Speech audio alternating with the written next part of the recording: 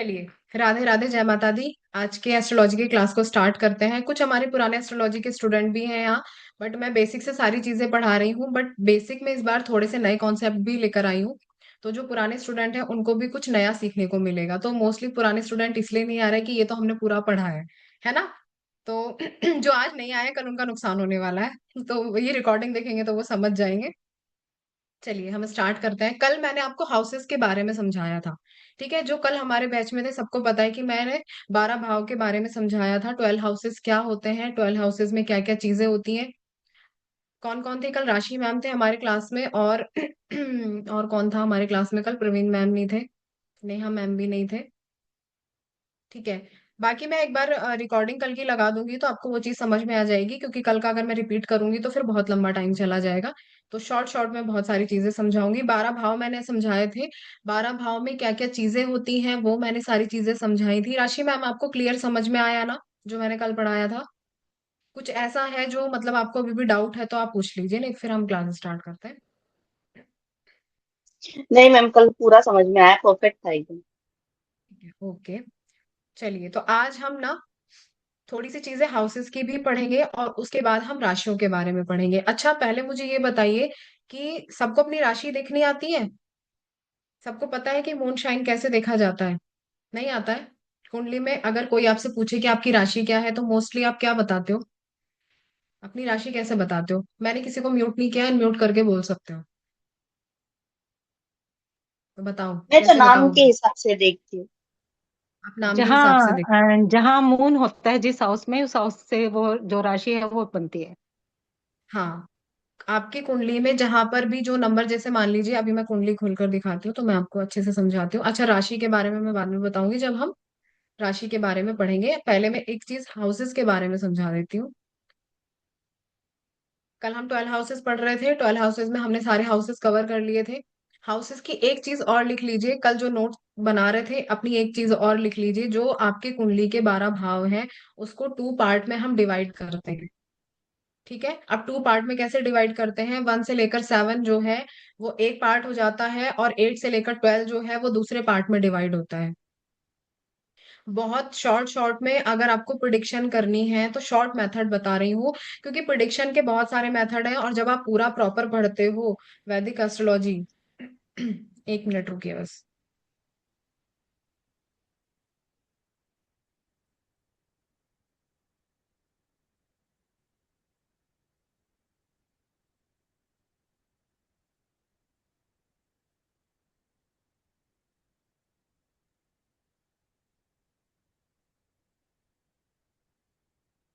ठीक है, तो जब आप एस्ट्रोलॉजी पढ़ते हो तो प्रिडिक्शन का पार्ट बाद में आता है, पहले आप थ्योरी कवर करते हो। और स्टार्टिंग में मैंने कल एक चीज बताई थी कि एस्ट्रोलॉजी में केवल चार चीजें पढ़ी जाती हैं।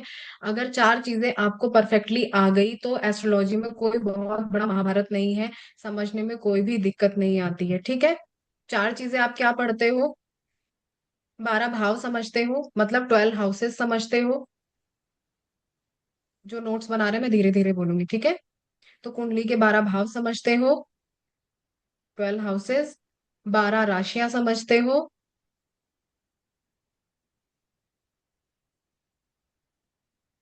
ठीक है। और 9 प्लैनेट समझते हो,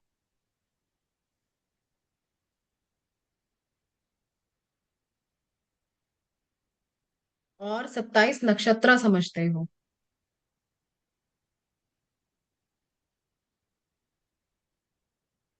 और इसी पर पूरी एस्ट्रोलॉजी बेस्ड है।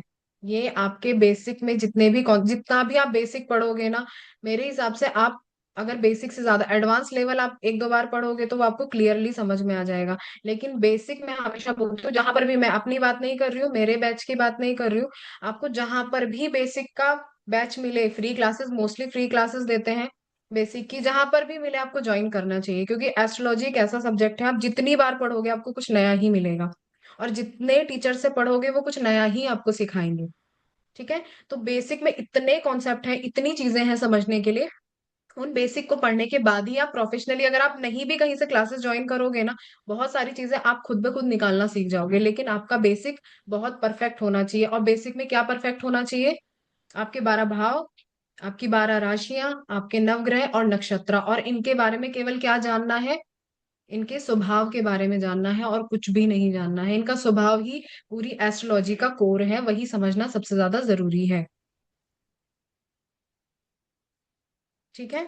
और इतनी सारी चीजें हैं, इतने सारे कैरेक्टरिस्टिक हैं, आप जितनी बार पढ़ोगे कुछ नया निकल कर आएगा। तो अभी जो एस्ट्रोलॉजी का बैच स्टार्ट हो रहा है या जो क्लासेस हो रही हैं, जो पुराने स्टूडेंट हैं उनको भी कुछ नया लगेगा, जबकि वो कितनी बार मेरे से बेसिक पढ़ चुके हैं, लेकिन उनको आज भी जब वो पढ़ेंगे तो उनको कुछ नया ही मिलेगा।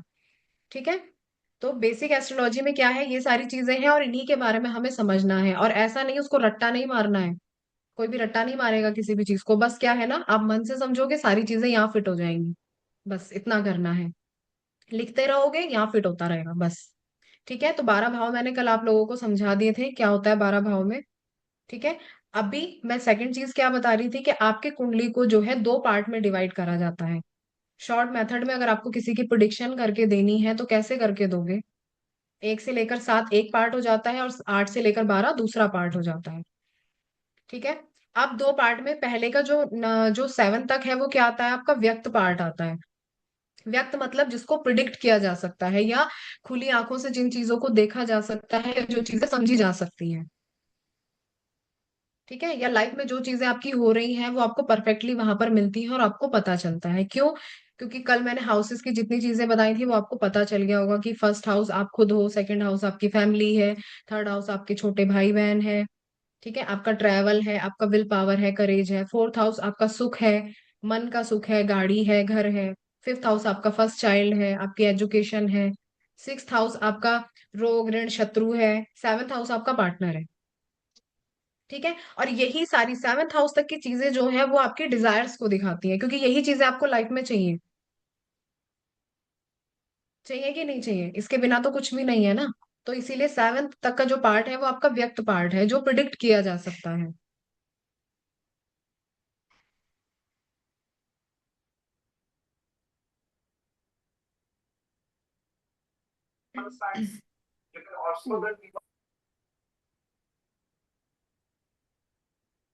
ठीक है।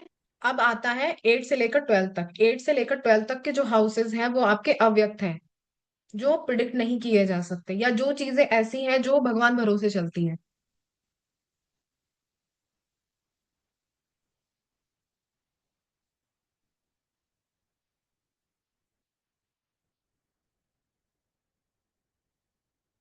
क्यों? क्योंकि कल मैंने बताया था, 8th हाउस आपकी डेथ है, 9th हाउस आपका भाग्य है, 10th हाउस आपके कर्मा है, 11th हाउस आपका लालच है या आपकी इनकम सोर्सेज है, या लाभ का भाव 11th हाउस होता है, जो आपको लाभ मिलेगा। 12th हाउस आपका मोक्ष है। तो ये जो चार हाउस है ना, अगर इन चार हाउसेस को समझ लोगे, या इन चार चीजों को आप परफेक्टली कर लोगे। ठीक है।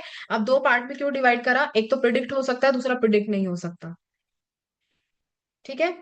तो सबसे सिंपल सी बात है, अगर आप किसी की कुंडली देखते हो, लग्न चार्ट देखते हो, अगर किसी को भी ये नजर आए कि 7th हाउस तक के पार्ट में ज्यादा प्लैनेट्स हैं, तो इसका मतलब वो इंसान कैसा है? उसकी डिजायर्स बहुत ज्यादा होंगी, या फिर क्या बोल सकते हैं उसको, सांसारिक चीजों में ज्यादा उलझा हुआ होगा। वो जो इंसान होगा वो सांसारिक चीजों में ज्यादा उलझा हुआ होगा, उसकी डिजायर्स ज्यादा होंगी। अब इसमें कोई गलत बात नहीं है, ठीक है ना। बस इतना है कि आप किसी की भी पर्सनैलिटी को कैसे जज करोगे। इन शॉर्ट आप कैसे बताओगे कि वो जो इंसान है वो कैसा है। तो जो 7th हाउस तक अगर आप ज्यादा प्लेनेट देखते हो तो इसका मतलब वो जो है हमारे सांसारिक जीवन में ज्यादा उलझा हुआ है, या सांसारिक चीजों को लेकर उसके मन में ज्यादा डिजायर्स होंगे। ठीक है। अगर 8 से लेकर 12 तक में ज्यादा प्लैनेट्स हैं तो आप ये समझो कि वो इंसान जो है उसका जो जीवन है वो मोक्ष के लिए है। वो धार्मिक प्रवृत्ति का होगा, या धर्म के अनुसार कर्म करने वाला होगा, और उसकी जो लाइफ है वो लास्ट में जाकर मोक्ष की तरफ ही जाएगी। मतलब उसकी लाइफ में इतनी चीजें होंगी कि वो मोक्ष की तरफ ही जाएगा। तो कई बार ऐसा भी देखा गया है कि अगर मोस्टली 8 से लेकर और 12 तक के हाउसेस में ज्यादा प्लैनेट्स होते हैं, उनकी लाइफ में इतना स्ट्रगल होता है, इतना स्ट्रगल होता है कि वो फिर मोक्ष की तरफ ही जाते हैं। उनको मतलब वो जितनी भी डिजायर्स है ना वो समाप्ति की ओर चले जाती हैं। क्योंकि 8th हाउस आपको इतनी दुख और पीड़ा देता है।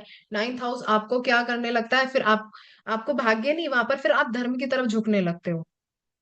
ठीक है। धर्म से फिर आप 10th हाउस क्या है? आपके कर्मा है, आपके कर्म ही ऐसे हो जाएंगे। 11th हाउस आपका लाभ है।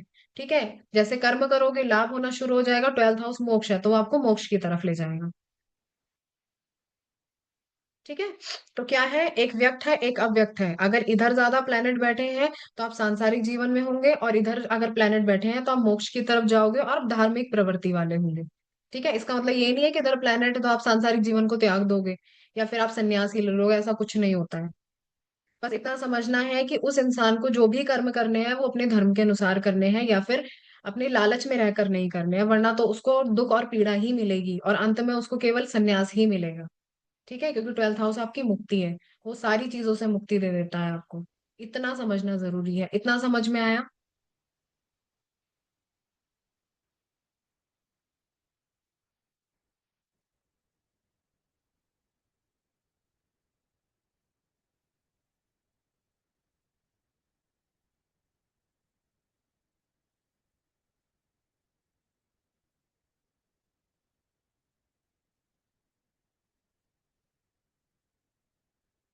ठीक है।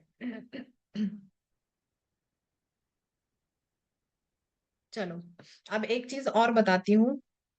एस्ट्रोलॉजी के बारे में आपने बेसिक में ये तो बहुत पढ़ा होगा कि एस्ट्रोलॉजी कहाँ से आई। मोस्टली हम सबसे पहले जब एस्ट्रोलॉजी की बुक पढ़ना शुरू करते हैं तो पारशर होरा शास्त्रम पढ़ते हैं। पारशर ऋषि जी ने एस्ट्रोलॉजी को लिखा या पढ़ा जो भी है। ठीक है, लेकिन सबसे मेन बात क्या है, एस्ट्रोलॉजी की सबसे पहली अगर शुरुआत देखोगे तो कहाँ से हुई, या जो आपकी लग्न कुंडली बनती है उसका मेन कोर क्या है, लग्न कुंडली कैसे बनती है, या फिर आपने जब लग्न कुंडली को देखा होगा तो उसमें जो पार्ट डिवाइड करे गए हैं ना, दो पार्ट में उसको बनाया गया है। दो पार्ट में कैसा बनाया है, एक शिव स्वरूप बनाया है, एक शक्ति स्वरूप बनाया है। तो मेन जो एस्ट्रोलॉजी का उद्गम हुआ वो शिव और शक्ति से हुआ। इसीलिए एस्ट्रोलॉजी को इतना पवित्र माना जाता है। आपको पता है, जब आज के टाइम में तो हम एस्ट्रोलॉजी पढ़ते हैं तो उस समय हम खा भी रहे होते हैं, पी रहे होते हैं, या और चीजें पढ़ते हैं, लेकिन जब आप पहले गुरुकुल में एस्ट्रोलॉजी या ज्योतिष विद्या का अध्ययन करते थे तो आप देखो कितने पवित्र तरीके से बैठ के पूरा मंत्रोच्चारण करने के बाद तब एस्ट्रोलॉजी पढ़ाई जाती थी। क्यों? क्योंकि वो शिव और शक्ति का स्वरूप है। ठीक है। और गुरु शिष्य परंपरा में भी अगर आप देखोगे, आप पढ़ते हो ना, गुरुकुल में क्या होता था, गुरु शिष्य परंपरा होती थी। तो गुरु शिष्य परंपरा कहाँ से शुरू हुई? गुरु शिष्य परंपरा भी शिव और शक्ति से शुरू हुई। शिव जो है वो माता पार्वती के गुरु हैं, और जितने भी वेद पढ़ोगे या जो भी जैसे जितनी भी संहिता पढ़ोगे, सब में कहा क्या आप पढ़ोगे कि शिव उवाच, मतलब शिव जी पार्वती माता को ज्ञान दे रहे हैं। जैसे आपने मोस्टली आप क्या पढ़ते हो, वशीकरण कोर्सेज जैसे करते हो तो लोग बोलते हैं कि वशीकरण नहीं सीखना चाहिए, बहुत गलत है, या जो भी कोर्सेज इस तरह के पढ़ते हो कि नहीं ऐसी चीजें नहीं सीखनी चाहिए। लेकिन आपको क्या पता है कि वो सारी जो भी विद्या सिखाई वो शिव जी ने माता पार्वती को सिखाई थी, गुरु बनकर। और माता पार्वती ने शिष्य बनकर वो सारी शिक्षा सीखी थी, और उसके बाद ही वो सारी जो भी विद्या है वो हम आज उसको अप्लाई करते हैं। ऑकल्ट मोडालिटी में जितनी भी चीजें हैं वो हमारे शिव और शक्ति का स्वरूप है। ठीक है, तो इसलिए एस्ट्रोलॉजी इतना पवित्र है, और एस्ट्रोलॉजी से आप कुछ भी निकाल सकते हो, कुछ भी प्रिडिक्ट कर सकते हो। एस्ट्रोलॉजी आपके 7 जन्मों की सारी चीजें निकाल कर दे सकती है, बस ये है कि अपना आपको निकालना आना चाहिए। ठीक है। तो इसीलिए एस्ट्रोलॉजी कभी खत्म नहीं होता, कभी समाप्त नहीं होता। तो इतना तो हो गया हाउसेस की बातें। अगर हाउसेस से इन शॉर्ट आपको किसी की प्रिडिक्शन करनी है तो इस तरह से कर सकते हो। अब हम हाउसेस के बाद किस पर आते हैं, राशियों के ऊपर। ठीक है, आज हम राशियां पढ़ेंगे। अच्छा, राशियां किस किस को याद है? किसी को याद नहीं होंगी नंबर वाइज राशियां, किसी को याद नहीं होंगी। कोई है ऐसा जिसको राशियां याद है नंबर वाइज? उसको पता है, जैसे एरिस, टॉरस, हम्म। लियो, हम्म। जेम हम्म। नहीं, टॉरस के बाद वो आएगा जेमिनी, फिर कैंसर, लियो, विर्गो, हम्म। हम्म। लिब्रा, और hmm. Sagittarius, hmm. Capricorn, Aquarius, hmm. Pisces. Hmm. Very good. तो जो भी 12 की 12 राशियां हैं वो आपको नंबर वाइज याद होनी चाहिए, उसमें नंबर आगे पीछे नहीं कर सकते हो आप। उसमें अगर आपने नंबर आगे पीछे कर दिया तो फिर गड़बड़ हो जाएगी। क्योंकि कुंडली में जब भी आप पढ़ोगे, जो भी लग्न चार्ट आप देखोगे, उसमें जो नंबर होते हैं ना, वो हाउसेस के नंबर नहीं होते, वो राशियों के नंबर होते हैं। तो राशियों के नाम आपको परफेक्ट याद होने चाहिए और नंबर वाइज याद होने चाहिए कि पहले नंबर पर कौन सी राशि आती है, दूसरे नंबर पर कौन सी आती है। तभी तो आप बता पाओगे कि लग्न चार्ट में अच्छा ये पहले नंबर की राशि तो ये यहाँ बैठी है। दूसरे नंबर की राशि तो यहाँ बैठी है। तो केवल नंबर वाइज आपको राशियों के नाम याद होने चाहिए। तो सबसे पहले मैं बोलती हूँ, आप नंबर वाइज राशियों के नाम लिखिए। फिर उनके लॉर्ड में आगे लिखवाऊंगी, ठीक है? तो सबसे पहले बेसिक चीजें ये पढ़ेंगे, बाद में कैरेक्टरिस्टिक पर जाएंगे।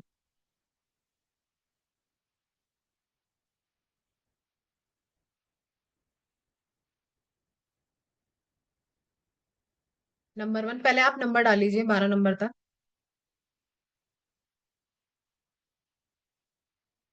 और सारी राशियां नंबर वाइज याद होनी चाहिए।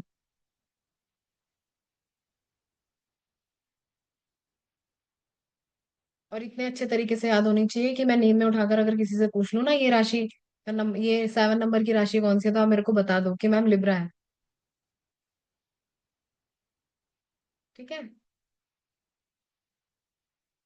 तो पूछने आ जाओ राशि मैम, मैं रात को 2 बजे, मैम 8 नंबर की राशि कौन सी है बता दो।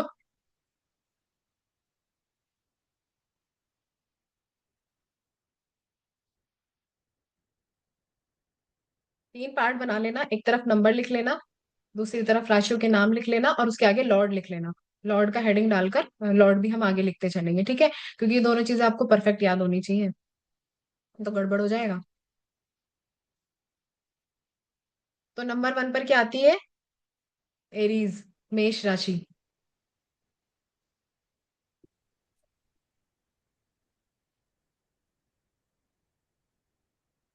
ठीक है। नंबर 2 पर टॉरस, वृषभ राशि। टॉरस। टॉरस, हाँ कृपा मैम आपको याद होगी। हाँ मैम याद है। नंबर 3, नंबर 3 की Gemini. Gemini. Fourth cancer. 4 cancer. कर्क राशि, जो हिंदी में लिख रहा है वो हिंदी में भी लिखते रहो। जेमिनी मिथुन राशि।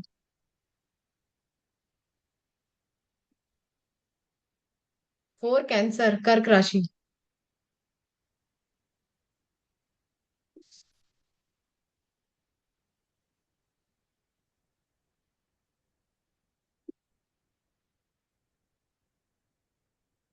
5 लियो, सिंह राशि। मैं तेज तो नहीं बोल रही, लिखने में प्रॉब्लम तो नहीं हो रही है किसी को? ठीक है।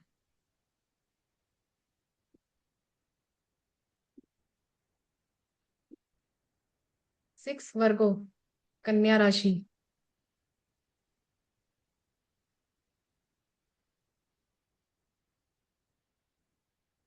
7 लिब्रा, तुला राशि।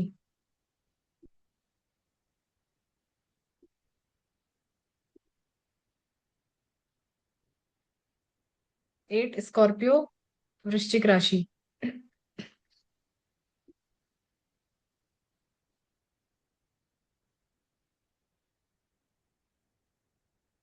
9 सेजिटेरियस, धनु राशि।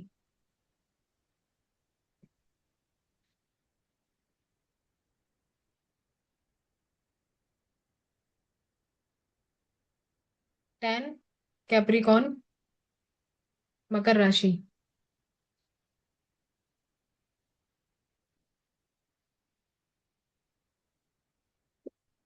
11 एक्वेरियस, कुंभ राशि।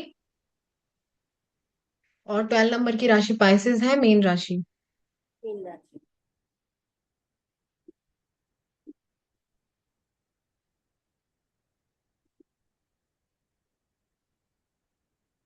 ठीक है, नोट कर लिया? अब देखो, आपके 9 प्लैनेट्स होते हैं, राशियां तो 12 हैं, तो कैसे डिवाइड करोगे? जो भी हमारे 9 प्लैनेट हैं वो 12 राशियों के लॉर्ड होते हैं, तो हर एक राशि के दो दो राशि के एक एक लॉर्ड हैं, और केवल एक सूर्य और चंद्रमा की जो राशि है उनके एक एक लॉर्ड है। ठीक है, अब इसको कैसे पढ़ेंगे? नंबर वन राशि का लॉर्ड कौन है? मार्स, मंगल। और 1 और 8, मंगल। 1 और 8 के मार्स, मतलब मेष के और वृश्चिक के लॉर्ड जो है वो मार्स है, मंगल है।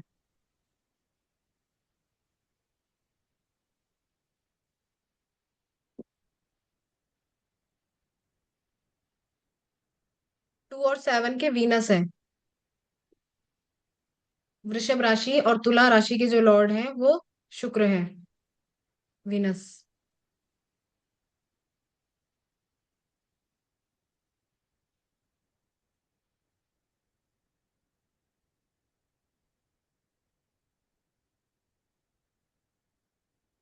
3 और 6 के बुध, मर्क्यूरी। बुध।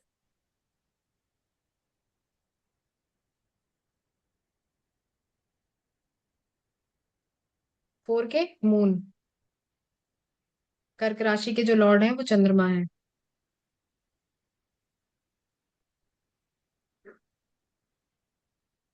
और 5 सिंह राशि के जो लॉर्ड हैं वो सूर्य हैं, जी। सन।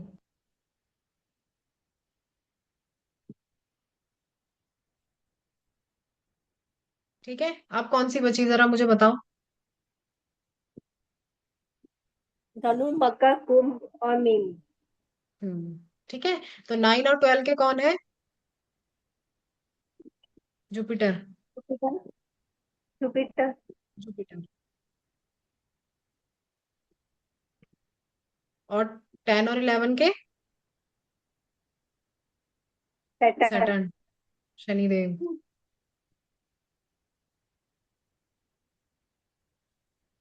अब कौन बचा जरा मुझे बताओगे?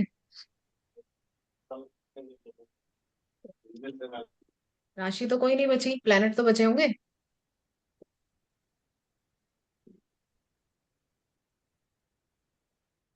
राहु केतु।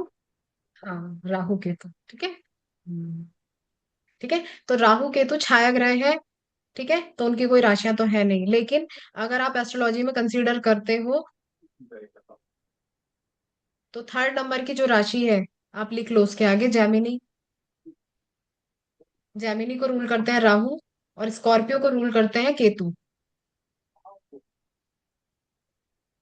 इसीलिए तो 3rd हाउस में राहु का प्लेसमेंट बहुत अच्छा होता है और 8th हाउस में केतु का प्लेसमेंट बहुत अच्छा होता है।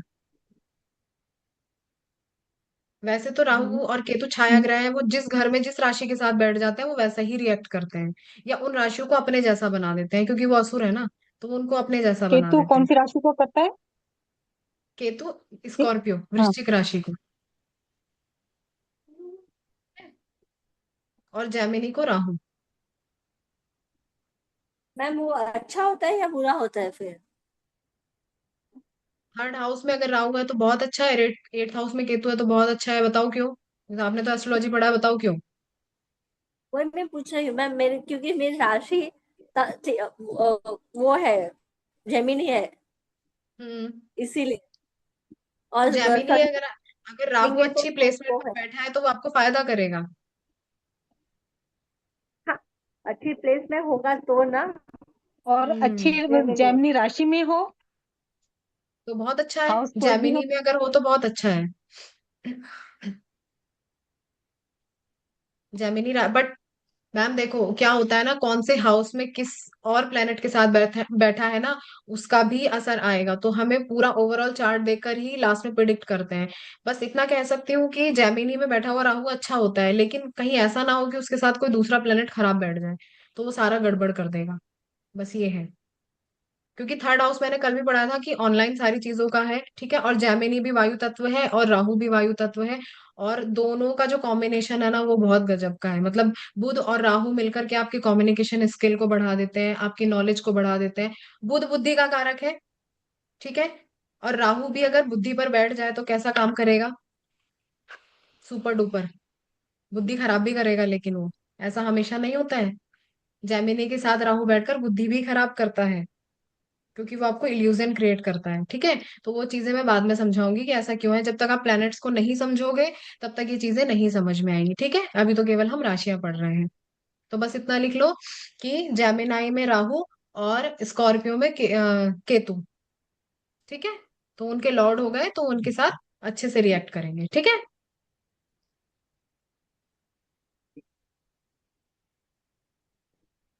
तो सबके लॉर्ड लिख लिया आपने?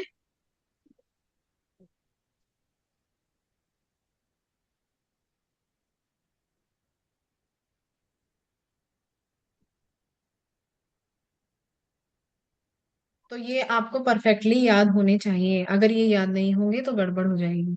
ठीक है। तो अब जब आप कुंडली पढ़ोगे तो आपको ये पता होना चाहिए कि 1 नंबर की राशि कहाँ है, 2 नंबर की राशि कहाँ है। जिस जिसके पास अपनी कुंडली है उसको याद है तो कोई मुझे बताएगा कि उनकी 1 नंबर की राशि कहाँ है, 2 नंबर की राशि कहाँ है। मैम मेरी 1 नंबर की राशि 4th हाउस में है। 4th हाउस में। मेरी 12th हाउस में।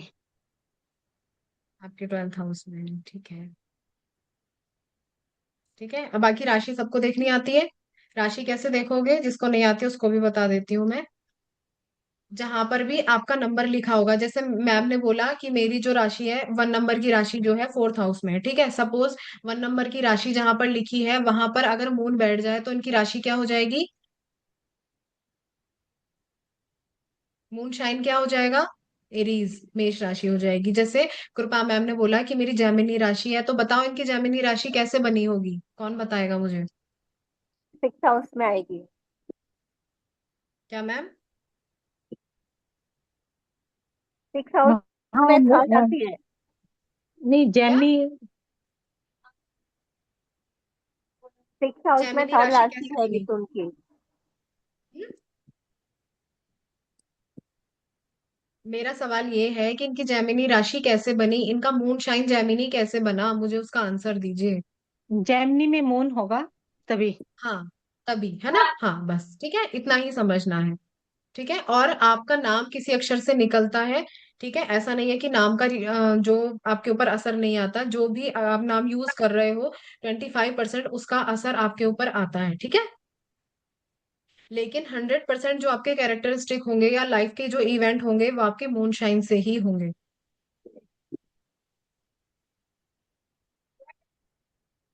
तो आपके बिहेवियर में वो पैटर्न तो देखने को मिलेंगे, जो भी आप नाम यूज कर रहे हो उसका। इसीलिए हम मतलब जब भी कुंडली से जो अक्षर से नाम निकलता है, आप भले नाम चेंज कर लो लेकिन वो अक्षर मत चेंज करो। क्यों, क्योंकि फिर आपकी डबल डबल राशियां हो जाएंगी। और सबसे ज्यादा प्रॉब्लम कब होती है, जब शनि की ढैया लगती है, 7.5 लगती है। ठीक है, तो वो क्या करती है, सपोज आपकी अभी तो ढैया खत्म हुई या 7.5 खत्म हुई, आपकी मून शाइन से चल रही थी, सपोज आपका जो नाम का अक्षर है उस पर अगर शुरू हो गई, तो फिर क्या करोगे, आप तो लाइफ टाइम ढैया और 7.5 में ही बिता दोगे, है कि नहीं है। तो इसीलिए जब भी आप अगर ऑकल्ट में हो और कोई आपसे नाम का अक्षर या नाम पूछता है, तो अगर कुंडली के हिसाब से आप भले उनको बोलो कि अपनी चॉइस से नाम रख लो, अक्षर यही रखो। ठीक है, अक्षर मत चेंज करो ताकि उसकी राशि चेंज ना हो। ठीक है, तो बस इतना ध्यान रखना। तो राशि के बारे में इतना समझ में आया, 12 राशियां समझ में आ गई, उनके लॉर्ड समझ में आ गए। ठीक है, इनके मैम कैरेक्टरिस्टिक भी एलिमेंट्स, हम जानेंगे। Yes ma'am. एलिमेंट्स भी बोलेंगे अभी। मैं सारी चीजें समझाऊंगी मैम, आगे जब हम कैरेक्टरिस्टिक समझेंगे ना राशियों के, तो सारी चीजें समझाऊंगी। अभी एक चीज और लिख लो।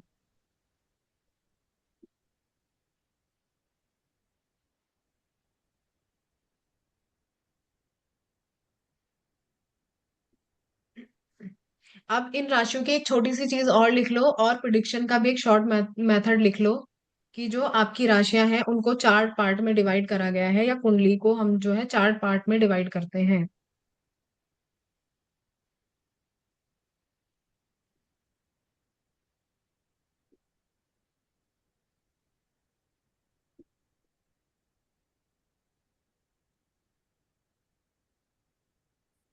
क्या क्या, धर्म, अर्थ, काम और मोक्ष। कैसे लिखोगे, थोड़ी सी जगह छोड़ो, साइड में एक ऊपर हेडिंग डालो धर्म, फिर नीचे अर्थ, फिर काम और फिर मोक्ष। आपकी कुंडली को 4 पार्ट में डिवाइड करा गया है, 4 पार्ट में देखा जाता है।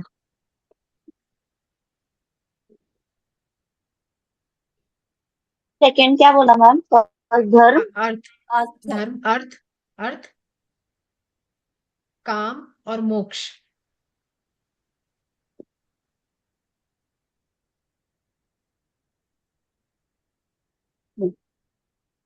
ठीक है, तो ये किसी के भी कैरेक्टरिस्टिक को जानने का सबसे शॉर्ट मेथड है। जब भी आप किसी की राशि की बात करते हो, मोस्टली आप कितनी रील्स देखते हो, आपकी राशि ये है तो आपका नेचर ऐसा होगा, आप ऐसे होंगे, पढ़ते हो कि नहीं पढ़ते हो। ठीक है, तो बहुत सारी चीजें समझने को मिलेंगी, कैरेक्टरिस्टिक भी मैं सब राशियों के एक एक करके बताऊंगी, लेकिन सबसे परफेक्ट चीज क्या जाएगी, आपकी जो राशियां हैं या आपकी जो कुंडली है वो धर्म अर्थ काम और मोक्ष के ऊपर डिपेंड होती है, और वही मोस्टली वो कैरेक्टरिस्टिक आपके अंदर होंगे ही होंगे, चाहे आप अपनी राशि को उठाकर देख लेना। अब हमारी राशियां हैं 12। ठीक है, तो अब कैसे लिखोगे? लिखो, जहां आपने धर्म अर्थ काम मोक्ष लिखा है ना, तो 1 2 3 4, 1 2 3 4 डालो। ठीक है, फिर दोबारा क्या बचा? 5 आया ना, तो ऊपर फिर 5 आएगा, तो 1 5 9 क्या हो गया? धर्म। कैसे हो गया? 1 2 3 4, धर्म अर्थ काम मोक्ष, 4 राशियां हो गई। फिर पांचवी राशि फिर ऊपर आ जाएगी 1 के बगल में, 5 6 7 8 9 10 11 12। भाई 4 4 राशियां हो गई ना।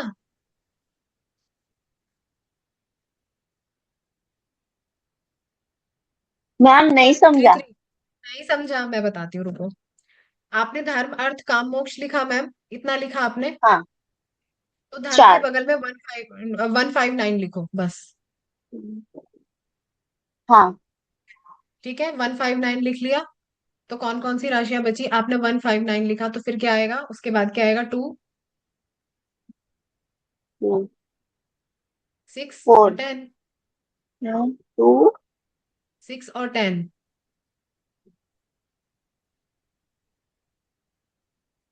ठीक है, अब थर्ड नंबर पर क्या आया? धर्म अर्थ हो गया काम। 3 7 11। 3 7 11।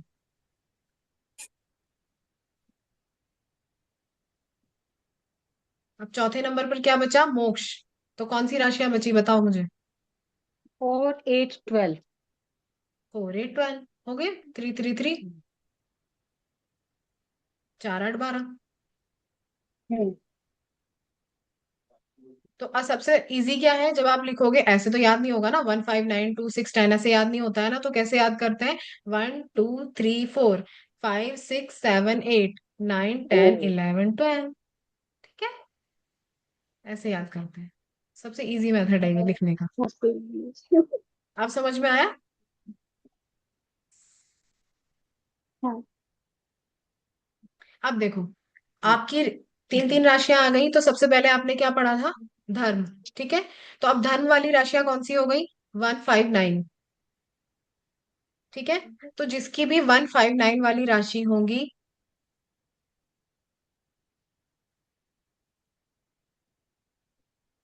जिसकी भी 1 5 9 वाली राशि होंगी, वो कैसे होंगे? धर्म के अनुसार काम करने वाले। या उनके लिए एक ये भी सजेशन है कि उनको हमेशा धर्म के अनुसार काम करना चाहिए। धर्म के अनुसार मतलब कैसे? अब मैं ये थोड़ा ना कह रही हूँ कि सन्यासी बन जाओ।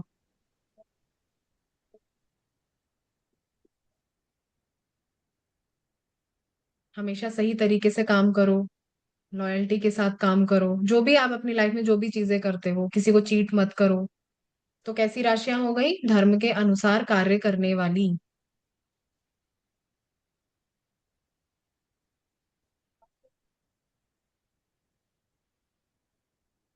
या उन लोगों का नेचर ही आपको ऐसा मिलेगा।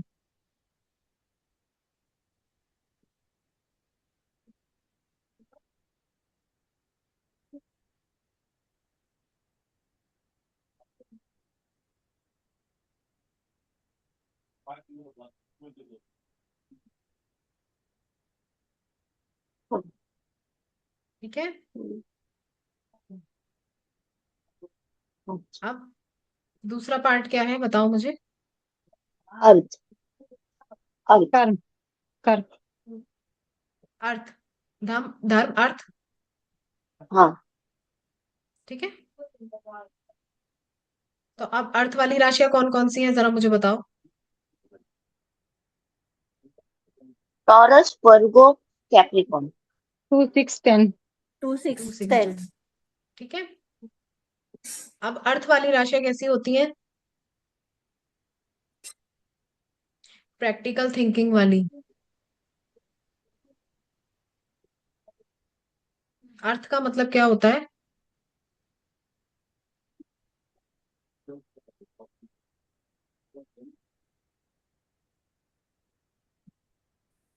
जो भी वो काम करे उसके पीछे का रीजन उन्हें पता होना चाहिए।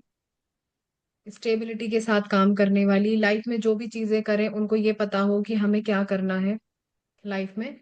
तो स्टेबल जो राशियां हैं वो हमारी धर्म सॉरी अर्थ वाली राशियां हैं।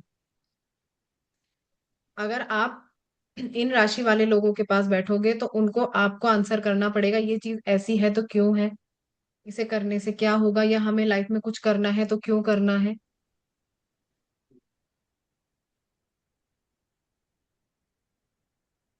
उन्हें अपनी लाइफ की चीजों का पता होता है कि हमें लाइफ में ये चीज करनी है तो क्यों करनी है।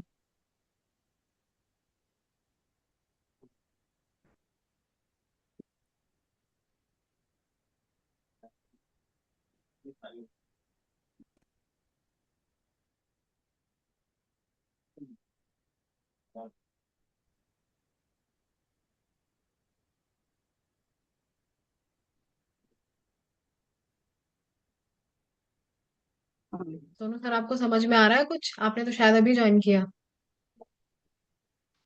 नहीं मैम, मैंने आज सेकेंड डे मेरा, मतलब कल नहीं हुआ था, आज मैंने स्टार्ट किया, स्टार्ट से ज्वाइन किया मैम मैंने। ओके ठीक है, नोट्स बना रहे हो मैम ना? आपने, हाँ जी मैम, ये आपने जो बताया ना 1 2 3 4, ये बहुत लॉजिकल था, मतलब ऐसे तो समझ नहीं पाएंगे। ऐसे बहुत समझ ट्रिकी। में आ जाएगा। यस। कोई नहीं, नोट्स बनाते रहो आप, ठीक है। जी मैम। चलो, तो हमारी धर्म हो गई, अर्थ हो गई, अब क्या रह गई? तीसरे नंबर पर क्या आई? काम। काम। काम। काम। अब काम में कौन कौन सी राशियां हैं? 3 7 11। ठीक है। तो काम का मतलब क्या होता है? डिजायर्स। तो ये जो राशियां हैं ये हमारी डिजायर्स वाली राशियां हैं। आप इन राशि वाले लोगों को क्या देखोगे? इनकी डिजायर्स कभी खत्म नहीं होती है लाइफ में। अच्छा, अभी हमारी इतनी इनकम है तो आगे इतनी होनी चाहिए। अच्छा, हमारे पास हमने ये वाले कपड़े हैं तो इससे और अच्छे होने चाहिए, ये वाली घड़ी है तो इससे अच्छा और घड़ी होनी चाहिए, हमें लाइफ में बहुत पैसा कमाना है। तो मतलब कोई भी लाइफ की डिजायर्स। मैं हूँ। मेरी भी है। हाँ तो जिस इक्वेरियस। जिसकी है ना वो रिलेट करेगा ना जिस जिसकी राशियां हैं। लेकिन इसमें एक प्लस पॉइंट है, पता है? काम वाली जो भी राशियां है ना उनकी विल पावर बहुत अच्छी होती है। क्यों? वो कभी उस चीज, क्योंकि उनकी डिजायर्स इतनी होती है ना कि वो उन चीजों को छोड़ ही नहीं पाते। उनको हमेशा अपनी लाइफ में लगता है, अगर कई बार तुम्हारी लाइफ में बहुत प्रॉब्लम भी आएगी ना, या बहुत आप ऐसा फेस देख रहे होंगे कि भाई अब सब कुछ खत्म हो गया है, लेकिन उनकी जो डिजायर्स है ना उनको दोबारा से खड़ा करती है, और वो क्या बोलती है, नहीं, फिर से उठना है, फिर से अपनी लाइफ को जीना है। तो ये बहुत प्लस पॉइंट होता डिजायर है। खत्म ही नहीं होते। डिजायर्स खत्म नहीं होते, और उसका प्लस पॉइंट ये, अगर आपकी डिजायर्स खत्म नहीं हो रही तो आप अपने जीवन को बहुत अच्छे से जी सकते हो। अगर डिजायर्स खत्म हो गई तो क्या होगा? जीवन खत्म हो जाए फिर तो आप सन्यासी बन गए ना। अब कौन सी पर काम डिजायर त्रिकोण राशियां परेशान भी क्या तो है? करती हैं। पर डिजायर यस मैम। परेशान भी तो परेशान भी तो करती है, हाँ झगड़ा भी देती है। हाँ हाँ।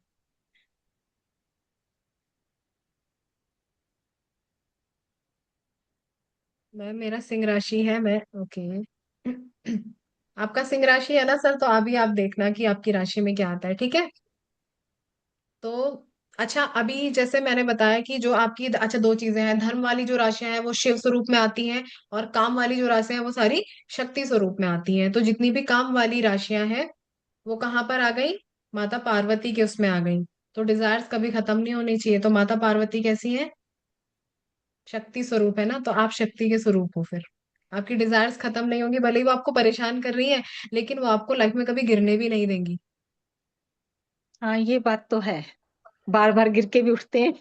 उठते हैं, हाँ। बल्कि वो ठीक है, चोट लगती है तो और विल पावर स्ट्रांग हो जाती है। स्ट्रांग हो जाती है। तो ये क्या हो गया? प्लस पॉइंट हो गया। तो अब क्या हो गया हमारा? धर्म अर्थ काम, अब बचा मोक्ष। वो। तो जो मोक्ष वाली राशि है, मोक्ष, मोक्ष से क्या मतलब हुआ आपका? जीवन में सुख की तरफ जाना, शांति की तरफ जाना। मोक्ष का मतलब ये नहीं है कि आपको मोक्ष ही चाहिए या आपको सन्यास ही लेना है, नहीं। लेकिन जीवन में सुख शांति और समृद्धि के साथ जीने वाले जो लोग हैं, या फिर जिनको ये लगता है ना ठीक है इतना मिल रहा है तो ठीक है चलो कोई बात नहीं, मतलब शांति से। क्योंकि काम वाले लोगों को कभी शांति नहीं होती है। तो इसी तरह वो उसके बिल्कुल उल्टे कौन हो गए? मोक्ष वाले लोग। ठीक है, जो मिल रहा है जीवन में ठीक है, चलने दो, जीवन की गाड़ी चल रही है। तो काम वालों को क्या करना चाहिए उस डिजायर्स को? मतलब ठीक है कि डिजायर तो हैं, और ये भी पता है कि फुलफिल बहुत मुश्किल से होती हैं, ये भी पता है हाँ कि झगड़े भी होंगे, ये भी पता है कि चोट लगेगी, तो फिर इसको हाँ। कैसे वो स्मूथ लाया जाए? सबसे परफेक्ट रेमेडी है, जितनी भी आपकी काम वाली राशियां हैं और उनको प्रॉब्लम होती है, उनको हमेशा मंत्र। रेमेडी सबसे परफेक्ट है, मंत्रोच्चारण करना चाहिए। आपको कोई भी रेमेडी करनी है ना, तो जो भी आपके इष्ट देवता हैं या जिनको आप सबसे ज्यादा मानते हो, आप उनका मंत्र स्टार्ट करना शुरू कर दो। लेकिन ऐसा नहीं है कि आप 40 डेज ही करो, आप कंटिन्यू करो उसको। क्यों? क्योंकि आपकी काम वाली जो राशियां हैं वायु तत्व की राशियां हैं, तो जितनी भी वायु तत्व की राशियां हैं, अगर वो लोग मंत्रोच्चारण करते हैं तो वायु तत्व क्या है? वायु क्या है भाई? वायु फैलाव करती है ना चीजों का, तो वो यूनिवर्स में जाती है। तो जब भी आप मंत्रोच्चारण करोगे तो वो यूनिवर्स में जाएगा, तो आपकी इच्छाएं जो है वो जल्दी पूरी होंगी।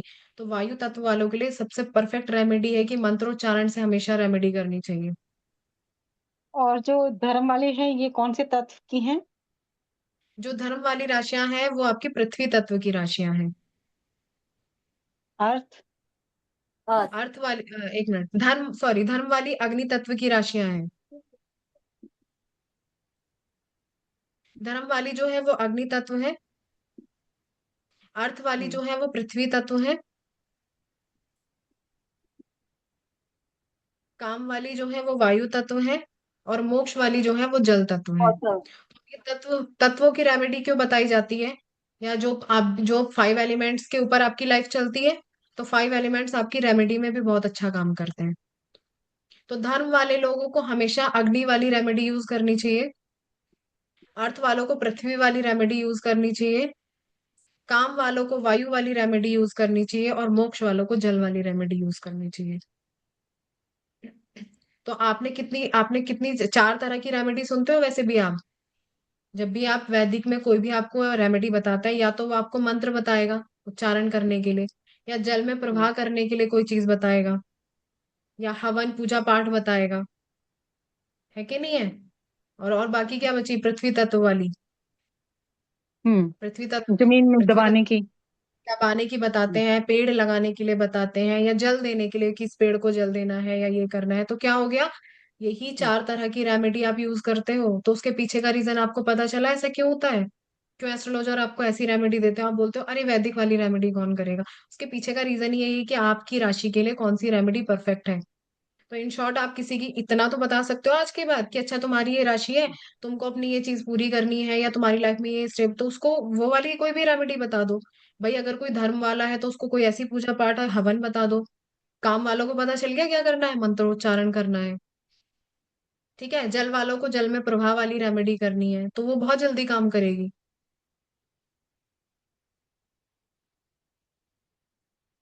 और इसमें आकाश तत्व कैसे देखेंगे फिर हम? आकाश आकाश तत्व तत्व। केवल एक का होता है। आकाश तत्व केवल एक का होता है, अब वो है जुपिटर। बस उसी के पास आकाश तत्व है। ठीक है, उसका भी रीजन है, उसका भी रीजन मैं बताऊंगी आपको आगे। अभी जैसे आपने कुंडली पढ़ी ना, तो कुंडली में जो मैंने आपको इधर वाले जो 4 हाउसेस बताए थे, आपने ये चीज नोटिस करी कि जो इधर वाले 4 हाउसेस हैं, उनके उनके पास कौन से लॉर्ड है? अब तो राशियों के लॉर्ड पता चल गए। हम्म। 8 को छोड़कर 9, 10, 11, 12। धर्म से अगर आप पढ़ोगे तो हम्म। अब आप मुझे बताओ जरा कि इधर वाली जो 9, 10, 11, 12 है, उसके लॉर्ड कौन कौन है? जुपिटर और सैटर्न, दो ही लोग इनके, दो दो दोनों, मतलब वो इसके है सेजिटेरियस और पाइसेस के जुपिटर, है और ना? Capricorn Aquarius Saturn. के सैटर्न। अच्छा, एक चीज मुझे बताओ कि शनि क्या है? आपके कर्म के देवता है शनि। कर्म के। कर्म के देवता है। और जुपिटर क्या है? आपके भाग्य के देवता है। हम्म। धर्म और कर्म। मैंने क्या बताया था कि जो आपके 9, 10, 11, 12 है वो आपके धर्म और कर्म में आते हैं, तो जुपिटर आपके क्या हो गए? धर्म। भाई जुपिटर वाले लोगों को क्या बोला जाता है, या जुपिटर किसको दिखाता है? ब्राह्मण है। जुपिटर क्या है? आकाश तत्व है। बृहस्पति क्या है? बृहस्पति के बारे में सबको पता है ना कि धर्म धर्म का जो भी काम होगा वो गुरु। बृहस्पति के अंडर में आता है। और कर्म गुरु। का जो भी काम होगा हम्म, वो शनि के अंडर में आता है। और आपको पता है आपकी लाइफ में सबसे बुरी से बुरी चीज जो कर सकते हैं वो जुपिटर है, और जो सबसे बुरी से बुरी चीज करते हैं वो सैटर्न है। वो दो ही है। वही जुपिटर आपकी लाइफ में ब्लेसिंग भी दे सकता है और वही जुपिटर आपकी लाइफ को खराब भी कर सकता है। तो बिना जुपिटर की परमिशन के सैटर्न नहीं चलते, और बिना सैटर्न के काम के जुपिटर नहीं चलते। तो इसीलिए लास्ट की जो चार राशियां हैं वो धर्म और जो हमारे कर्म है, धर्म और कर्म एक साथ इसीलिए है। तो कर्म अच्छा करोगे ना तो भाग्य भी अच्छा होगा, इसीलिए मैंने कल बताया था आपको। तो शनिदेव को नाराज करने से सभी लोग डरते हैं ना। तो फिर क्या करते धर्म हैं हम अच्छा जब करें या शनिदेव कर्म नाराज हो अच्छा जाते हैं? करें? धर्म अच्छा करें। कर्म अच्छा करोगे तो धर्म अच्छा होगा, फिर लाभ अच्छा मिलेगा।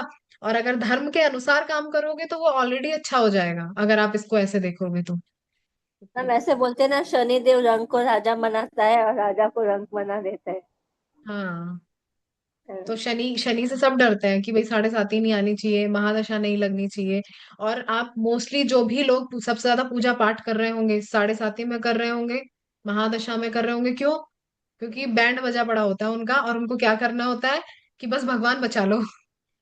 बिल्कुल यही होता है। है ना? तो फिर किसकी शरण में जाते हैं? नारायण। तो नारायण कौन हो गए? जुपिटर। तो धर्म के अनुसार काम करो तो लाभ ही लाभ मिलेगा, फिर मोक्ष मिलेगा। 9 10 11 12। 9 हो गया धर्म, 10 हो गया कर्म, 11 हो गया लाभ, और लाभ से क्या मिलेगा? मोक्ष। तो इसीलिए इधर की जो चार राशियां हैं वो आपके धर्म और कर्म को दिखाती है। तो अब कुंडली का उद्देश्य समझ में आया आपको? बाकी सब मोह माया है। 8 तक सब मोह माया है। 8th हाउस तो डेथ का है, वहां तो आप समाप्त हो गए। 7 तक जो है वो सब मोह माया है। माया ऊपर नीचे भी होती है। हम्म। अच्छा, एक चीज और बताती हूँ मैं आपको। अभी आपने धर्म अर्थ काम और मोक्ष पढ़ा, हम्म। ठीक है? अभी ये चीजें जो है यही राशि आपके कैरेक्टरिस्टिक को दिखाती हैं, लेकिन आप ये भी समझना कि ये राशियां जिस हाउसेस में बैठेंगी, हम्म। ठीक है? हाँ, सिंह राशि का फायर एलिमेंट जो है वो फायर है। ये मुझे पता। अभी मैं राशियां जब पढ़ाऊंगी उनके एलिमेंट्स में आपको अलग पढ़ाऊंगी, ठीक है? अभी केवल हम धर्म अर्थ काम और मोक्ष के हिसाब से पढ़ रहे थे। अच्छा, तो मैं क्या हम्म। बता रही थी आपको कि जो भी आपके हाउसेज हैं वहां पर अगर धर्म वाली राशि जिस हाउस में बैठेगी तो वो हाउस वैसे ही काम करेगा। जहां पर भी काम वाली राशियां बैठेंगी उस हाउस के रिजल्ट आपको काम के स्वरूप ही मिलेंगे, ठीक है? तो इसको ऐसे भी प्रिडिक्ट किया जाता है। तो अगर आप हाउसेस की चीजों को निकालने में जाओगे तो आपको ये समझ में आएगा कि जहां पर भी धर्म की राशियां बैठी हैं वो हाउस के जो रिजल्ट है आपको धर्म के अनुसार मिलेंगे। जहां पर भी अर्थ वाली राशियां बैठेंगी वहां के रिजल्ट आपको अर्थ वाले मिलेंगे। जहां पर काम वाली राशियां होंगी, जैसे सिंपल सा एक उदाहरण देती हूँ। मान लीजिए 3 7 11 आपने देखा कि भाई ये हमारी काम वाली राशियां हैं, है ना? अब हम्म। सपोज 3 नंबर की राशि या 7, अच्छा 7 नंबर जो है वो ऑलरेडी हमारे मतलब जो 7 नंबर की राशि है लिब्रा है वो 7 हाउस को दिखाती है। भाई काल पुरुष की कुंडली है तो 12 घर है, 12 राशियां है, 1 2 3 4, ठीक है? ये सारी राशियां बैठती है। तो 7 नंबर में ऑलरेडी तुला राशि आती है कि नहीं आती है? जो 7 नंबर है वो आपके आते हैं। पार्टनर का है, हम्म। ठीक है? तो वो क्या है? हम्म। वो आपका काम त्रिकोण होता है। तो वहां पर ऑलरेडी लिब्रा राशि बैठी होती है जो आपके काम त्रिकोण की राशि है।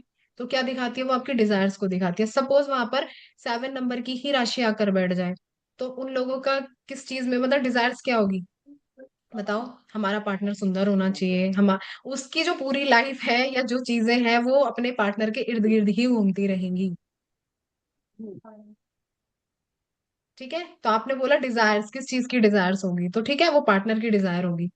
अब जिनके पार्टनर मिल गए हैं उनकी अलग डिजायर्स होंगी, जिनके नहीं मिले उनको इतना सुंदर चाहिए, ऐसा पार्टनर होना चाहिए। आप देखना जरा। तो मतलब सबकी अपनी अपनी वो जो हाउस है ना, उसी उन्हीं चीजों को वो दिखाता है कि अच्छा ये जो राशि यहाँ पर बैठी है वो हाउस की जो चीजें हैं वो वैसे ही रिएक्ट करेंगी, हम्म। ठीक है? तो ऐसे धर्म अर्थ काम और मोक्ष को प्रिडिक्ट करा जाता है कि भाई ये राशि इस चीज की है, इस हाउस में जाकर बैठी है। तो अब दोनों को कंबाइन कर दो कि अच्छा ये जो हाउस की चीजें हैं वो आपको ऐसे रिजल्ट देंगी या वैसे ही आपकी लाइफ में ऐसी चीजें होंगी। क्योंकि देखो ऐसा जरूरी तो नहीं है ना हर किसी, अब ये तो सबको पता है कि अच्छा पार्टनर सबको चाहिए, लेकिन सबका पार्टनर को देखने का नजरिया अलग अलग होता है ना। किसी को पार्टनर बहुत सुंदर चाहिए, किसी को सुंदरता मायने नहीं रखती, किसी को बिहेवियर मैटर करता है कि उसका बिहेवियर बहुत अच्छा होना चाहिए। तो सबका पार्टनर को देखने का नजरिया भी अलग अलग होता है ना। तो वो कैसे होगा? वो हमारे धर्म अर्थ काम और मोक्ष से होगा। जो भी राशि वहां जाकर बैठ जाएगी उसको पार्टनर वैसा ही चाहिए होगा। ठीक है, इतना समझ में आया? अभी तो बहुत शॉर्ट शॉर्ट में सारी चीजें समझा रही हूँ मैं। और 7th में केतु आ जाए तो? तो केतु आपके मोक्ष का कारक है, तो फिर वहां पर क्या होगा? फिर आपको वो पार्टनर से मुक्ति देगा। लेकिन आपको पता है कि जहां पर भी केतु बैठता है उन चीजों से हम डिटैच नहीं हो पाते, और वही चीजें हमारे पास भी नहीं रहती। केतु का सबसे माइनस पॉइंट क्या है कि केतु वाले लोग अनकंडीशनल लव करते हैं। अगर 5th हाउस में भी केतु है तो आप ऐसा प्रेम करोगे कि आप उसको भूल नहीं पाओगे, और वो आपको मिल भी नहीं पाएगा। तो केतु का काम क्या है? मुक्ति देना, और उन चीजों को हम कभी छोड़ नहीं पाते। तो इसीलिए केतु आपको पीड़ा देता है। इसीलिए वो 8th हाउस का लॉर्ड है, जहां पर पीड़ा, 8th हाउस क्या है? पीड़ा है। तो वहां का लॉर्ड कौन है? केतु।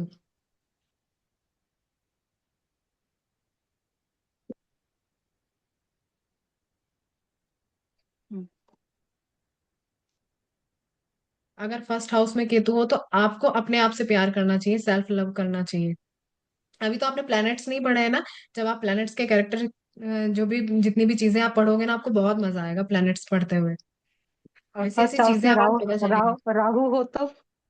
अब 1st हाउस कल मैंने बताया था आपके ब्रेन का है, तो आपका ब्रेन कैसा होगा? राहु वाला होगा। अब 1st हाउस में जिसका भी राहु है ना, उन लोगों को देखना वो कितने शातिर दिमाग होते हैं। उनका झूठ आप पकड़ नहीं सकते, बांट और फेस लेते पर हैं। बता भी नहीं सकते। बहुत खतरनाक। लेकिन ये तो देखो कि 7th हाउस में केतु भी तो आकर बैठा है, तो उनका पार्टनर कैसा होगा?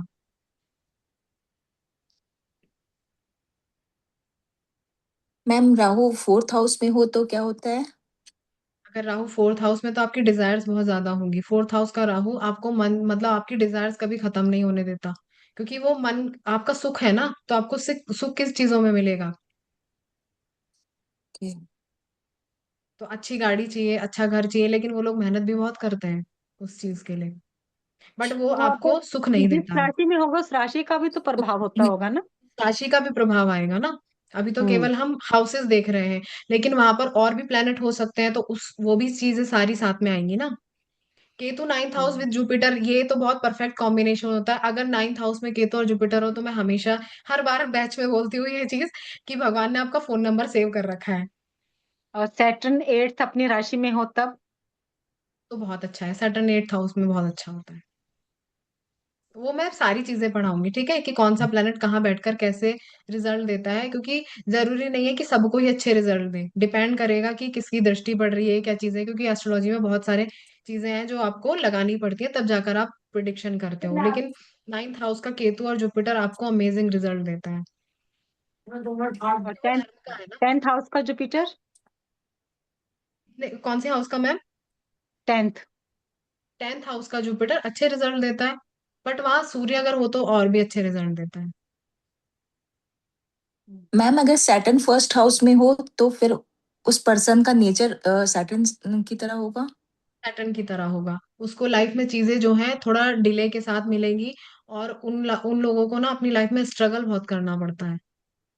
ओके। हम लोग किस बहुत स्मार्ट भी रहते हैं फर्स्ट हाउस में सेटन वाले। हम्म। क्या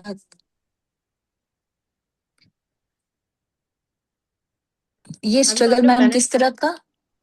मैम लाइफ में कोई भी मतलब स्ट्रगल हो प्रॉब्लम, सकता है। प्रॉब्लम दी? प्रॉब्लम, हाँ। ओके। हाँ, प्रॉब्लम तो देता है, लेकिन वो कहते हैं ना कि शनि आपको चमका देता है। वो आपकी लाइफ में ऐसे स्ट्रगल देता है, जब आप एक एज के बाद ना आप हीरे की तरह चमकते हो। तो सैटर्न का जो स्ट्रगल है वो ऐसा होता है। मैम बच्चे का भी जैसे छोटे बच्चे का है तो फिर अभी इस एज में क्या प्रॉब्लम, कितनी किस तरह एज से? है? 13। 13 है, ठीक है। तो 18 से पहले तो वो परेशान नहीं करेगा, 18 के बाद वो थोड़ा परेशान करता है। ओके।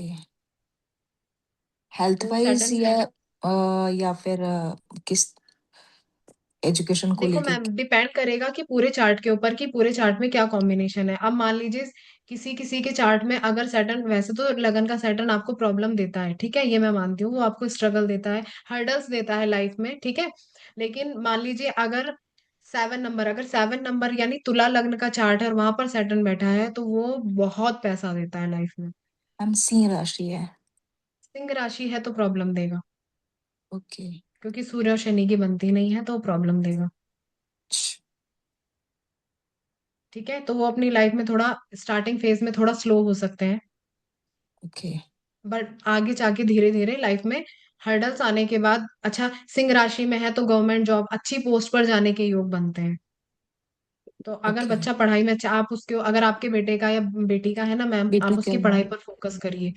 वो बहुत अच्छा पढ़ेगा अगर आपने उसके ऊपर ध्यान दे दिया तो।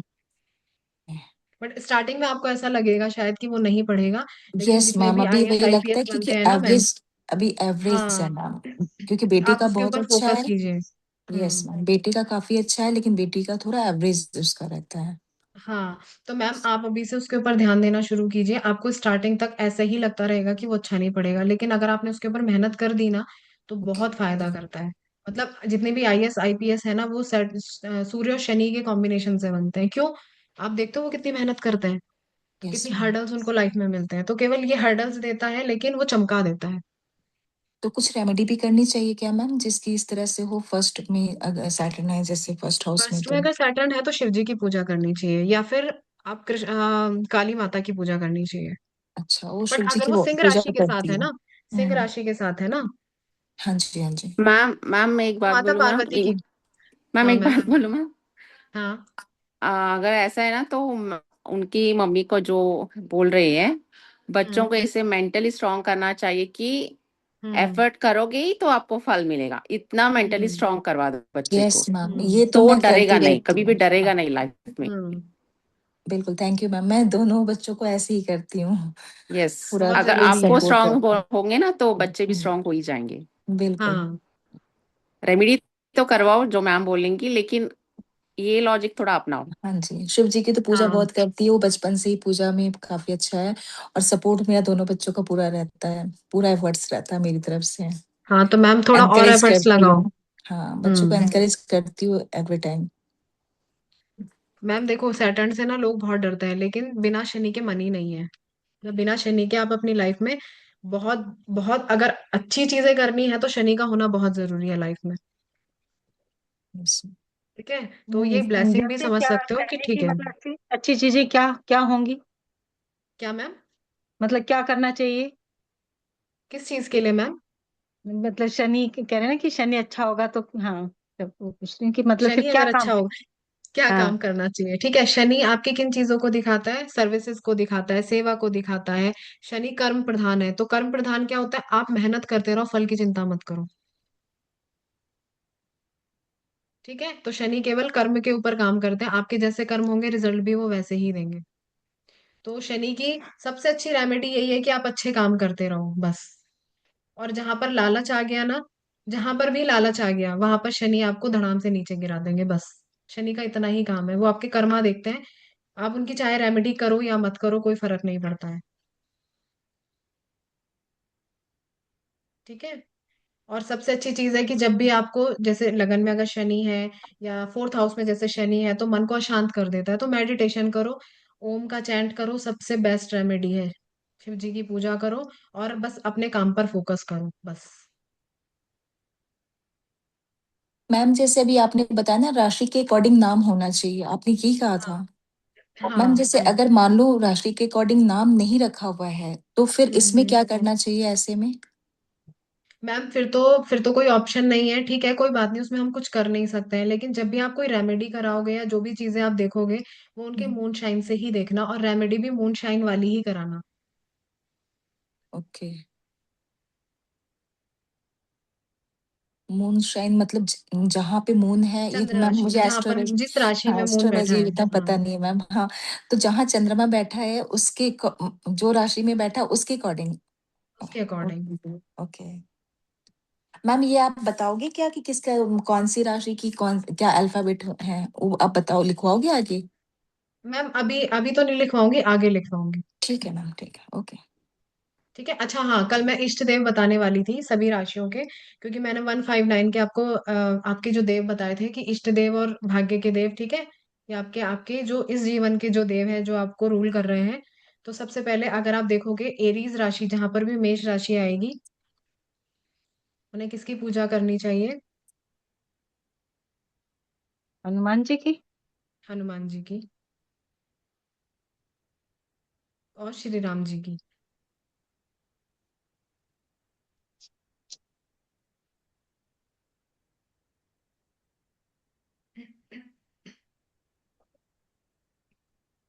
राशियों के सारे कैरेक्टरिस्टिक अब मैं कल पढ़ाऊंगी, क्योंकि आज तो बहुत लेट हो जाएगा। बस आज इतना लिख लीजिए, मैं सारे इष्ट देव लिखवा देती हूँ, ठीक है।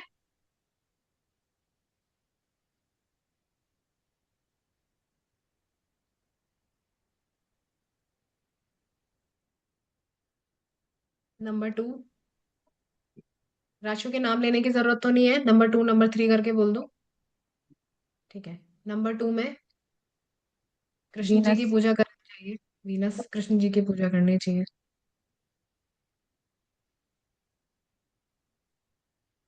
मैम फर्स्ट राम जी है ना? Eris. First Ram ji, Aries Ram ji और हनुमान जी, क्योंकि लॉर्ड मार्स भी है ना मैम। मैम क्लास में लेट आया हूँ, और राशि के नाम भी बता देंगी ना साथ साथ में, तो सही राशि के होगा। नाम, अच्छा राशि के नाम तो मैंने अभी थोड़ी देर पहले बताए थे। मैं रिकॉर्डिंग नहीं, शेयर मतलब करूंगी ना सब। राशि के हिसाब से इष्ट देव कौन है? अच्छा मैं राशि के नाम साथ साथ बताऊं, आप ये बोल रहे हो? हाँ अच्छा जी मैम। ठीक है। हाँ ठीक है। तो नंबर 2 पर जो है आपकी वृषभ राशि है, और वृषभ राशि के जो इष्ट देव हैं वो कृष्ण जी हैं। तो कृष्ण जी की पूजा करनी चाहिए।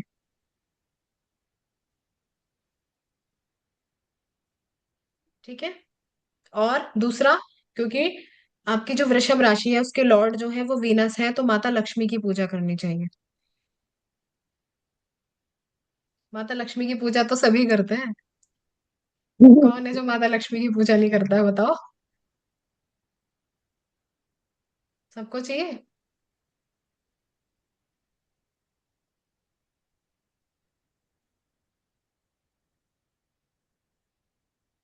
चलो, अब नंबर 3, जैमिनी, मिथुन राशि। तो मिथुन राशि में किसकी पूजा करनी चाहिए? भगवान विष्णु की और गणेश भगवान की। क्यों? क्योंकि मरक्यूरी है, बुध है, तो बुध में किसकी पूजा करते हैं हम? गणेश जी की और भगवान विष्णु जी की। और टॉरस को किसकी करनी चाहिए? कृष्ण और माता लक्ष्मी की। हाँ।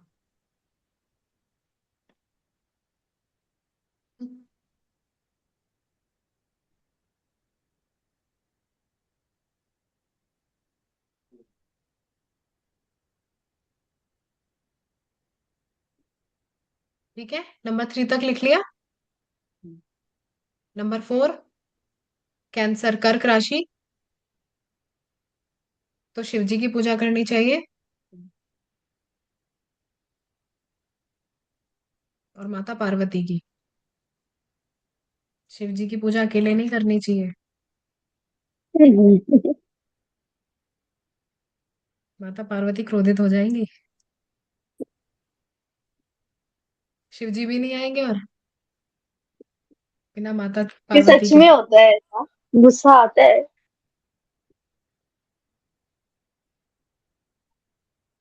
ये कलयुग है, सब होता है। सब होता है।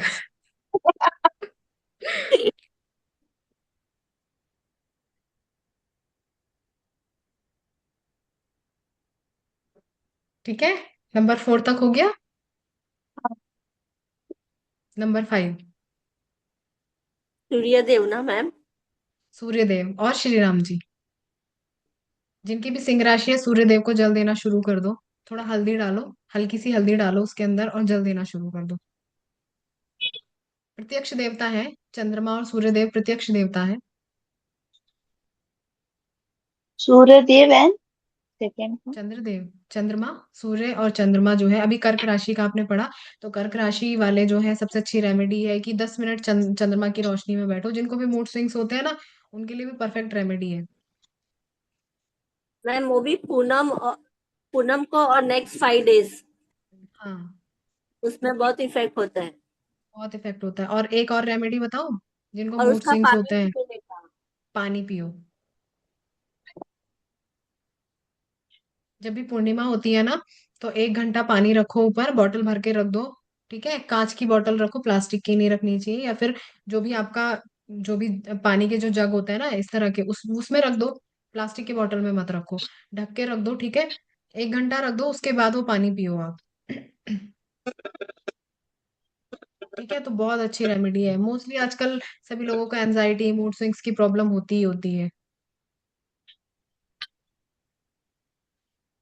ठीक है, तो चंद्रमा वालों की रेमेडी भी हो गई। और ठीक है, हम लॉर्ड की बात कर रहे थे ना, तो 5 नंबर सिंह राशि वालों के लॉर्ड कौन हो गए? श्री राम जी हो गए और सूर्यदेव हो गए। ठीक है,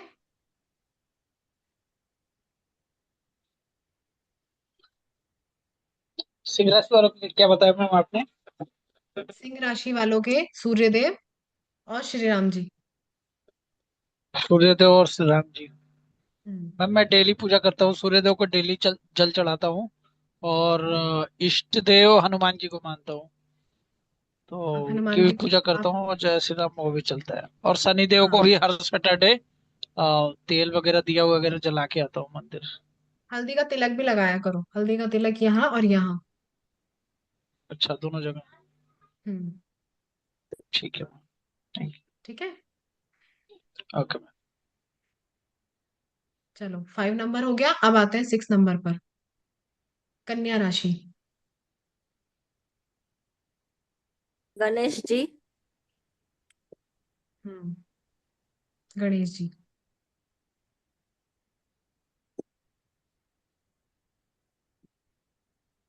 मैम लियो का क्या बताया था आपने? जल जो चढ़ाना हल्दी डालकर?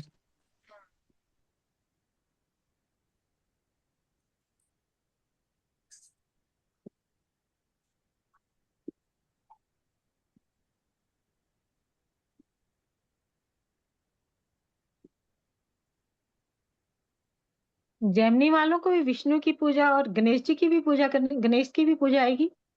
हम्म, बुध है ना, मर्क्यूरी है। मर्क्यूरी मर्क्यूरी है में ना। गणेश जी को मानते हैं।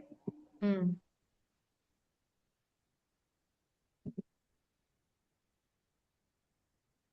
6 कन्या राशि।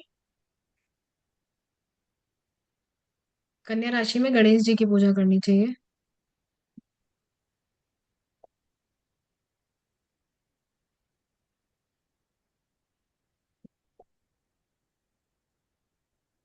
ओके।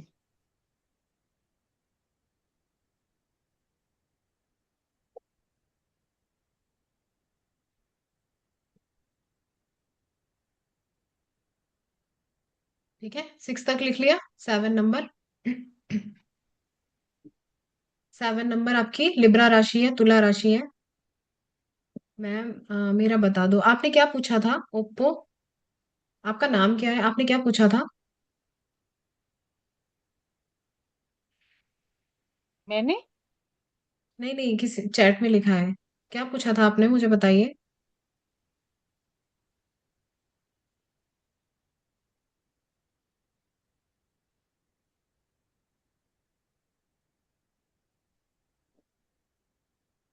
सिंह राशि, सिंह राशि का भी बताया है मैंने।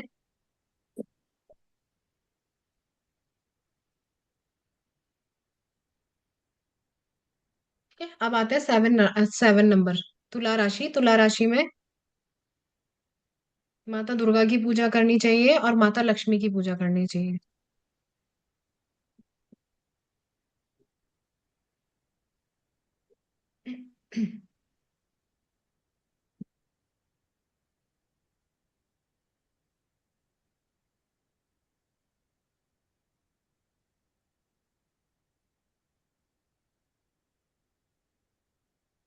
मैम इसमें विष्णु जी नहीं आएगा, नहीं आएंगे? वीनस है तो। वीनस तो शुक्रदेव जी का हो गया ना, मतलब जुपिटर में विष्णु जी की पूजा करते हैं ना मैम हम। तो यहाँ पर वीनस हो गया। वीनस माता लक्ष्मी को दिखाता है।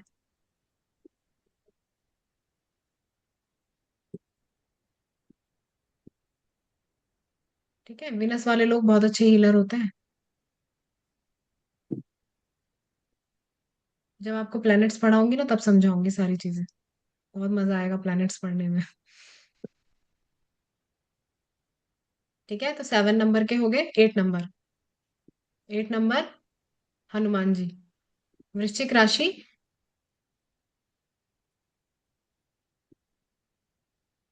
तो हनुमान जी की पूजा करनी चाहिए।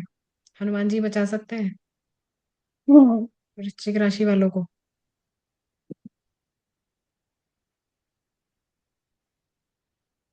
मैम इसमें वाटर एलिमेंट है तो विष्णु जी भी नहीं आएंगे। नहीं।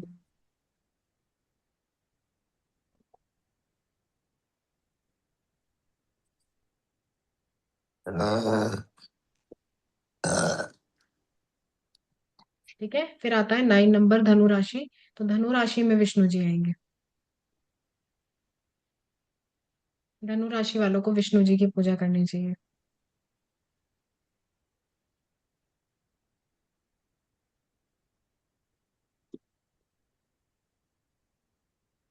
ठीक है।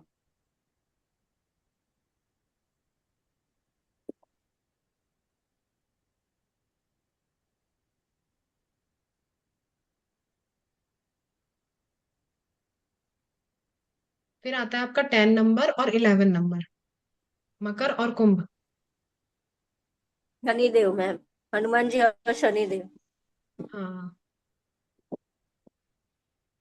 अब इसमें आप, जैसे 10 नंबर है, ठीक है, तो 10 नंबर में आप हनुमान जी की भी पूजा कर सकते हो, शिव जी की भी पूजा कर सकते हो।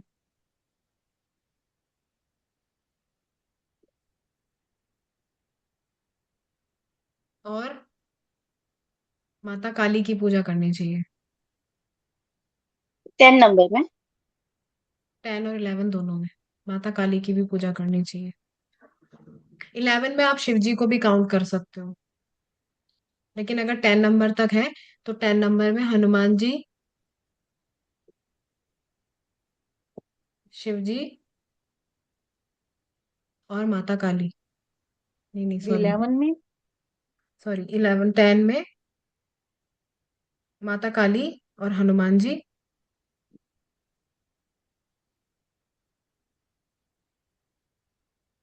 शनिदेव। शिव भी आएगा 11 में। 11 में शिव जी भी आएंगे। और शनि जी भी आएंगे। हम्म।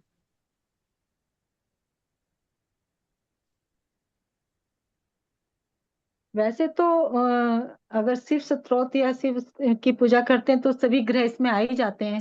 हाँ, महादेव की पूजा तो आप किसी किसी भी उसमें कर सकते हो, लेकिन पर्टिकुलर अगर इष्ट देव की बात करो तो।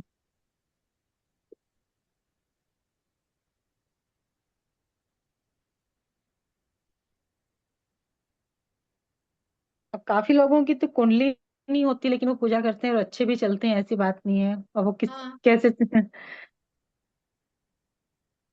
मैम, देखो क्या होता है ना, कई बार जैसे मोस्टली क्या क्वेश्चंस आते हैं कि मैम हमारे पास हमारा टाइम नहीं है ना, हमारे पास हमारी डेट ऑफ बर्थ नहीं है, तो हम कैसे पता लगाएंगे। तो एस्ट्रोलॉजी में सब चीज का सॉल्यूशन है। प्रश्न कुंडली जो बनती है, तो प्रश्न कुंडली ऐसे ही बनती है। जिनकी डेट ऑफ बर्थ नहीं है, जिन्हें टाइम नहीं पता है, उनकी प्रश्न कुंडली बनाई जाती है और उसके आंसर भी सटीक जाते हैं बिल्कुल।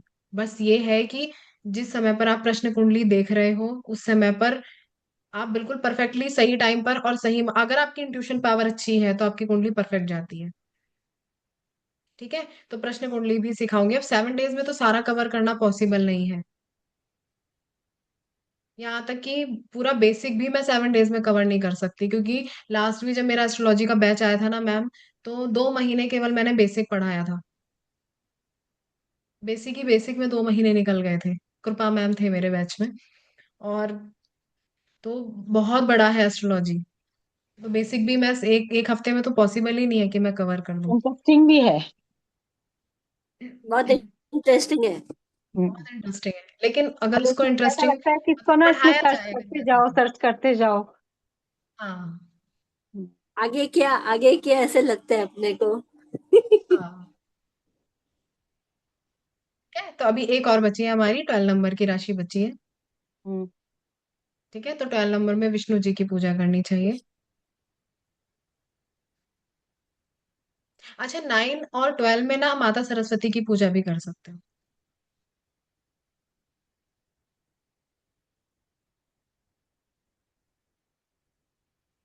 ज्ञान की देवी है ना, और जुपिटर भी क्या है, ज्ञान के देवता है। और कभी कभी क्या होता है कि हमारे बॉडी में कुछ प्रॉब्लम्स होती हैं, कुछ चीजें होती हैं, जैसे थ्रॉट है या कुछ चक्रास हमारे गड़बड़ हो जाते हैं, तो उस टाइम तो ये सब चीजें अलग भी हो जाती हैं। कैसे मान लो मतलब? किसी का थ्रॉट थ्रॉट चक्रा काम नहीं कर रहा है, ठीक है, राशि कोई भी उस टाइम राशि तो नहीं, तो उस टाइम उसको लिए तो फिर हम वही या तो उसका बीज मंत्र करे जाएगा या फिर सरस्वती का ही हाँ किया हाँ जाता है। हाँ, हाँ। उससे कोई फर्क नहीं पड़ता मैम। देखो, इष्ट देव या हम्म। ये इष्ट देव जो है भाग्य के देव केवल इसलिए आपको बताए जाते हैं क्योंकि लाइफ टाइम आपको उनकी पूजा करनी है। हम देखो क्या होता है, हमारे इष्ट देव अलग होते हैं, हम्म। लेकिन कई बार ऐसा भी होता है कि हम मानते किसी और को हैं, तो हम उनकी भी रेगुलर पूजा करते हैं कि नहीं करते हैं? हाँ करते हैं। है ना? तो सब सब ये तो के अभी इष्ट हमें देव ये भी कुंडली, हो सकता है अलग हाँ, होंगे। तो देख रहे हैं तो इसलिए इसको समझ रहे हैं, नहीं तो अपने मन से कई बार हमारा मन किसी एक उसके अंदर होता है, किसी का शिव में होता है, हाँ किसी का हनुमान में होता हाँ, है, वो भी चलता है। हम्म। वो भी चलता है। तो हम्म। बस ये है कि एक सही डायरेक्शन देने के लिए, या जो भी जैसे कि आप क्यों देखते हो, 5 और 9 दो चीजें मैंने कल बताई थी कि लास्ट बर्थ के जो कर्मा हो गए और जो आपका भाग्य हो गया, ठीक है। तो अब हम्म। लास्ट बर्थ बर्थ के जो कर्मा है उनको ठीक करने के लिए आप इष्ट देव की पूजा करोगे, और इस हम्म। जन्म में जो आपको भाग्य की जरूरत पड़ेगी उसके लिए आपको अपने भाग्य के देव की पूजा करनी पड़ेगी। ठीक है, तो हम्म। बस इतनी सी चीजें हैं समझने वाली। बाकी तो आप किसी को भी मानो, किसी की भी पूजा करो, कोई फर्क नहीं पड़ता है।